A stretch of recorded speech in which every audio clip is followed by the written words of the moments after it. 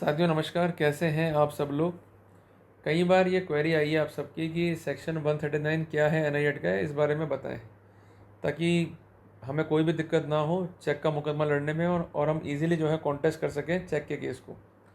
कुल मिला के जी आप ये जानना चाहते हो कि जो ये प्रिजम्पशन है सेक्शन 139 एनआईएट का, इसको हम कैसे रिव्यूड करें, इसको हम कैसे ख़त्म करें। क्लियर हो गया। देखो, छोटी सी बात है, किसी भी विषय वस्तु पे काम करना है तो हमें काम करना पड़ेगा रूट कॉज पे, और एनआईएट को हमको जानना पड़ेगा थोड़ा सा विस्तार से।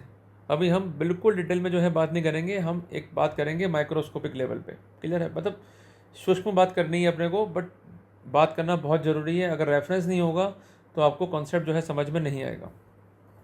देखो, जब भी हम मुकम्मल लड़ते हैं चेक का तो कुछ सेक्शंस जो हैं बहुत ही कॉमन है, जिसके बारे में जानता है बच्चा बच्चा। वो सेक्शंस क्या हैं? Section 138, 118, 139, section 141। कुछ सेक्शन ऐसे हैं जो कि बहुत अनकॉमन है पर केस को लड़ने में जो है बहुत सहायक हैं।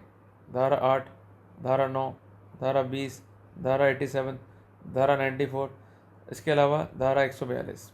क्लियर हो गया अपने को। ये बेसिकली कंसर्न है विद द प्रोसेस।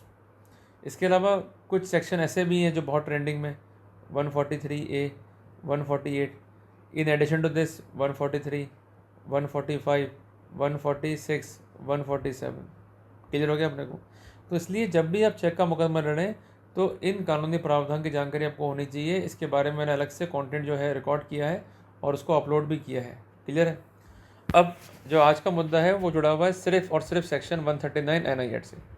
बेसिकली ये एक प्रिजम्पशन है, किसके फेवर में? In favour of holder. Clear है। अब अगर आप धारा 8 को पढ़ेंगे तो you will come to know who is holder, और अगर धारा 9 को पढ़ेंगे तो आपको डेफिनेशन मिलेगा होल्डर इन ड्यू कोर्स का। बेसिकली जो इंस्ट्रूमेंट को होल्ड कर रहा है वो होल्डर है, जो उसको लीगली होल्ड कर रहा है तो वो हो गया होल्डर इन ड्यू कोर्स। मोटी मोटी बात ये। उदाहरण के लिए, अगर मैंने कोई चेक काटा मोहन के नाम से तो मोहन इस चेक को होल्ड कर रहा है। क्लियर है। तो इस चेक का पेमेंट किसको मिलेगा? मोहन को मिलेगा। तो ultimately Mohan is holder in due course. तो at the inception he is holder, but ultimately he is legally getting the payment and that's why he is holder in due course. Clear है। तो basically it is a presumption in favour of holder और holder in due course. इस बात को हम यहाँ पर add in कर सकते हैं। तो क्या प्रिजम्पशन है? It shall be presumed. ये वर्ड शैल है, मैं नहीं है, इसको आप अंडरलाइन कर लीजिए और नोट डाउन कर लीजिए अपनी नोटबुक में। क्या प्रिज्यूम किया जाएगा? Unless contrary is proved that the holder of cheque, यहाँ पर हम होल्डर इन ड्यू कोर्स लिखेंगे, that the holder in due course of cheque received the cheque of nature referred to in section 138 for the discharge either in whole और in part of any debt और other liability. अगर इसका हम शाब्दिक अर्थ समझना चाहते हैं तो इस सेक्शन को हमें कई हिस्सों में तोड़ना पड़ेगा। सबसे पहला ऐसा है कि इट शैल बी प्रिज्यूम्ड, ये प्रिज्यूम कर लिया जाएगा। अब मैं आपसे एक प्रश्न पूछता हूँ। कानून एक तरफ तो कहता है कि भाई आप इनोसेंट हो, every accused shall be deemed to be innocent unless proven guilty, पर सेक्शन 139 एनआईएट से तो आप गिल्ट हो गए। कानून जो है ये मान लेगा भाई आप गिल्ट हो, आप गिल्ट नहीं हो, इनोसेंट हो, ये आपको प्रूव करना है। ये क्या बात हुई साथियों? एम्पल जजमेंट है ऑनरेबल सुप्रीम कोर्ट के, उन्होंने साफ साफ उसमें कहा है accused shall be deemed to be innocent even though we are having presumption in the act against you.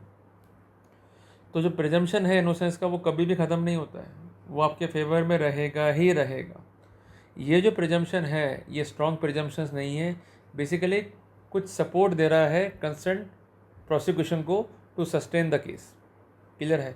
इसको रिब्यूट किया जा सकता है और इसको रिब्यूट करने का एक फॉर्मूला है जिसको हम कहते हैं प्रोएबल डिफेंस। याद रहेगा आपको, स्पेलिंग जो है आप लिख लीजिए, प्रोएबल डिफेंस।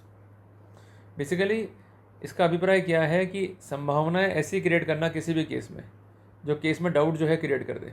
क्लियर है। जैसे मान लीजिए मोहन कहता है कि मैंने शाम को 1 लाख रुपए उधार दिए जिसके पेटे शाम ने एक चेक दिया, पर शाम यह प्रूव कर पाता है कि ये पैसे भले ही मैंने उधार लिए थे पर मैंने ये पैसे जो है चुका दिए और ये रही बैंक की रसीद, या ये उसके एजेंट की रसीद है, और जानबूझ के मोहन ने फैक्ट जो है कोर्ट को नहीं बताया। तो जो उसका कथन है वो क्या हो रहा है? खंडित। तो बेसिकली क्या हो रहा है? प्रिजम्पशंस ख़त्म हो रहा है गिल्ट का, और जो इनोसेंस वाली स्थिति है वो सस्टेन हो रही है। अब यहाँ पर दायित्व मोहन का है to stand the case beyond doubt, कि ये वो ट्रांजेक्शन नहीं है जिसकी बात कंसर्न जो है अपोजिट पार्टी कर रहा है। अगर मोहन ये साबित नहीं कर पाता है, केस को स्टैंड नहीं कर पाता है बियॉन्ड डाउट, तो वहाँ पर केस जो है अल्टीमेटली फेल होगा और कंप्लेंट जो है वो डिसमिस हो जाएगी। क्लियर हो गया। पर प्रिजम्पशन जो है बेसिकली 139 का ये जुड़ा हुआ है चेक पर आपके साइन से। जैसे ही चेक पर आप अपने साइन एडमिट कर लेते हो, ये प्रिजम्पशन भी ड्रॉ हो ही जाता है। तो बेसिकली जो वर्ड शैल यूज़ किया गया है वो इसी कॉन्टेक्स्ट में किया गया है कि अगर चेक पर आपके साइन है तो आप चेक के मुकदमे को लड़ने से पहले इस बात को भी अश्योर कर लें कि आपका एक प्रोबेबल डिफेंस क्या होगा। अगर वो थ्योरी आपने सोची ही नहीं है और आप मुकदमा लड़ रहे हो तो ये बहुत दुख का विषय है। आपको कन्विक्शन से कोई भी नहीं बचा सकता। वो थ्योरी इतनी प्रोबेलाइजिंग होनी चाहिए कि केस में डाउट क्रिएट कर दे। क्लियर है बात ये। उसके लिए क्या है बेसिक कॉन्सेप्ट, या तो आप जिरह करें परिवादी से और केस में जो है डाउट क्रिएट करें, या डिफेंस बॉक्स में खुद आएँ और सक्षम डिफेंस एविडेंसेस एंड डॉक्यूमेंट्स लेकर आएँ ताकि आप अपना एक समुचित डिफेंस जो है रिकॉर्ड पर रख सकें। अगर आप ऐसा नहीं करेंगे तो आपका केस जो है वो 139 का जो बेसिक फार्मूला है जो आपके पक्ष में एक एग्जम्पशंस क्रिएट करता है उसको सेटिस्फाई नहीं कर पाएगा, क्योंकि यहाँ साफ साफ लिखा हुआ है it shall be presumed unless the contrary is proved. तो आपको कॉन्ट्ररी प्रूव करना है, पर इसके लिए आपको अपना डिफेंस बियॉन्ड डाउट नहीं रखना है, आपको अपना डिफेंस करना है प्रोबेलाइज। अगर प्रोबेलाइज भी नहीं कर पाए तो कोई भी आपको नहीं बचा पाएगा। उदाहरण के लिए मैं पुनः उदाहरण ले रहा हूँ, ए ने कहा कि मैंने बी को उधार दिए, बी एक कंपनी है। अब पॉइंट ये हो गया कि कंसेंट जो बी है उसको पक्षकार बनाया नहीं किया, उसके कंसेंट डायरेक्टर्स को जो है पक्षकार बना दिया, तो अल्टीमेटली क्या हो जाएगा, केस वुड बी फेल, क्योंकि जो बेसिक लीगल कंप्लायंसेस थी वो नहीं की गई। और बेसिक लीगल कंप्लायंसेस ना करना अपने आप में ही एक प्रोबेलाइजिंग डिफेंस को क्रिएट करता है in favour of defence. Clear हो गया अपने को। तो पहला जो पार्ट है it should be presumed that, ये पार्ट कैसे कटेगा, जब आप एक संभावित डिफेंस क्रिएट करेंगे जिससे केस अपना हो जाए प्रोबेलाइज। दूसरी बात ये प्रिजम्पशन है in favour of holder of cheque, जिसको हम होल्डर इन ड्यू कोर्स भी कहेंगे, कि उसने ये चेक रिसीव किया है कंसर्निंग नेचर, जो कि रेफर है इन सेक्शन 138। 138 को यदि आप देखेंगे तो उसमें क्या लिखा गया है, यदि आपका एक अकाउंट है, उस अकाउंट से जो है एक चेक इशू है, वो चेक जो है आपने इशू किया है towards discharge of legal enforceable debt, और वो चेक जो है किसी भी कारण से बाउंस हो जाता है जो कि मेमो में अंकित है, तो ऐसे सिनेरियो में आपकी जिम्मेदारी को तय करने के लिए आपको सबसे पहले नोटिस जो है देना होगा। नोटिस सर्व हो गया है प्रॉपरली, उसके बावजूद भी पेमेंट नहीं किया गया 15 डेज़ के भीतर भीतर, तो वहाँ पर लाइबिलिटी जो है अराइज होगी और प्रॉपर कॉज ऑफ एक्शन होने से सेक्शन 142 NI एक्ट के तहत जो है कार्रवाई का आधार बनेगा। तो यदि चेक जो है बाउंस हो गया है तब भी केस नहीं बनेगा। चेक बाउंस हो जाने के बाद में लीगल नोटिस दिया गया, नोटिस सर्व हो गया, पेमेंट नहीं हुआ with in 15 days from service, तो वहाँ पर कॉज ऑफ एक्शन आएगा। तो प्रिजम्पशन भी कब आता है प्रॉपर तरीके से पिक्चर में, कि जब समस्त रिक्वायरमेंट है सेक्शन 138 की उसको फुलफ़िल कर दिया गया है।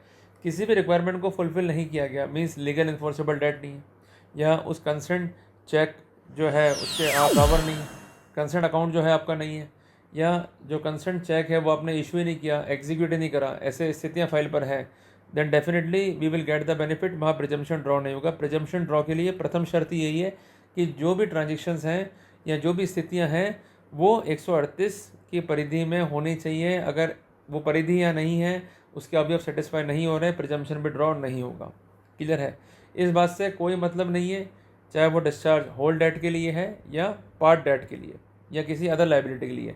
पर अदर लाइबिलिटी से मतलब क्या है, it must be a legal liability. अगर लाइबिलिटी इनलीगल है तो भी केस जो है मेड आउट नहीं होगा सेक्शन 138 NI एक्ट का। ऐसी स्थिति में प्रिजम्पशन भी ड्रॉ नहीं होगा। प्रिजम्पशन ड्रॉ करने के लिए केस को स्टैंड करना पड़ेगा। क्लियर है। अगर केस जो है स्टैंड नहीं हो पाया, केस में जो है प्रोबेलाइजिंग इफेक्ट आ गए, then definitely we will get the benefit. Clear हो गया अपने को। तो ये मोटे मोटे पॉइंट हैं डिफेंड करने के जो मैंने आपको जो है कन्वे किए हैं रिगार्डिंग अ चेक केस। क्लियर हो गया। इसको आप जो है नोट डाउन कर लीजिए। और मैं आपको एक रिसेंट जो है केस शेयर करता हूँ जिसके मार्फत आपको जो है समझने में और आसान रहेगा regarding the concept of section 139 of NI act. एक मामले में क्या हुआ कि एक व्यक्ति ने जो है मुकदमा दाखिल करा सेक्शन 138 NI एक्ट में। उसका कहना था कि भाई इस व्यक्ति ने मुझसे पैसे उधार लिए, इसके बेटे चेक दे गया और ये चेक जो है बाउंस हो गया। अब कहना ये तो उस व्यक्ति का कि मैंने जो है पैसे उधार लिए हैं, पर वो नहीं जो सामने वाला व्यक्ति मीन्स परिवादी बता रहा है। मैंने उधार जो है उससे कम लिए और अधिकांश अमाउंट जो है मैंने चुका दिया है और ये अमाउंट गया है खातों में और ये अमाउंट गया है चेक बाउंस होने से पहले। क्लियर है। तो ऐसे सिनेरियो में उस अमाउंट को इंट्रोस करने का बर्डन किस पे था, परिवादी पे। परिवादी ने वो फैक्ट कंसील कर लिया, तो बेसिकली एक प्रोबेबिलिटी डिफेंस जो है क्रिएट हो गया कि कंसीलमेंट ऑफ फैक्ट है, इंट्रोजमेंट नहीं हुआ, तो प्रॉपर कॉज ऑफ एक्शन जो है वहाँ पर जनरेट नहीं होगा, तो जो एक्चुअल डेट था वो कम हो गया है। जबकि ये फैक्ट बता देना चाहिए था और एक्चुअल डेट को ही क्लेम करना चाहिए था, जबकि क्या क्लेम करा परिवादी ने? Actual cheque amount. तो वहाँ पर केस जो है स्टैंड नहीं करेगा, केस जो है प्रोबलाइज करेगा, ultimately we would get the benefit, और वहाँ पर प्रिजम्पशन जो है वो रिपीट हो जाता है।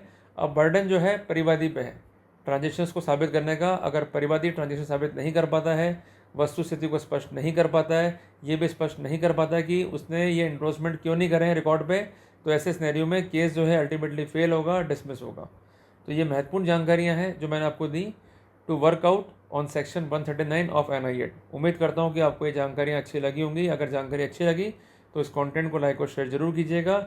जल्दी मिलते हैं एक नए टॉपिक के साथ। टिल देन, जय हिंद, जय भारत।